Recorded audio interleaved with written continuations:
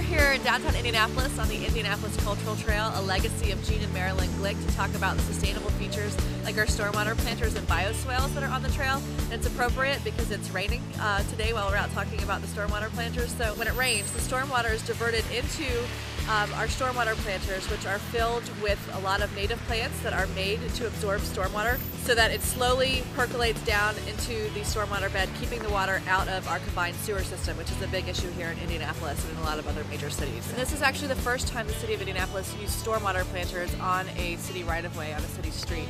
It's something new here, relatively new in the Midwest when the trail was designed, and the city embraced the technology.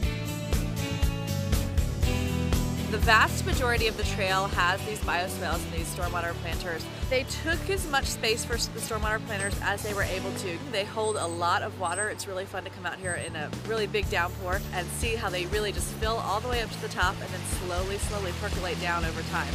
They are designed with a beehive in it, so there is a fail-safe measure in case there is that 100-year storm event where they do overflow, and if that's the case, they do flow into the city's stormwater system. Our stormwater planters and all the landscaping on the trail actually serve as a natural barrier protecting the cyclists and the pedestrians from both vehicle traffic and from each other.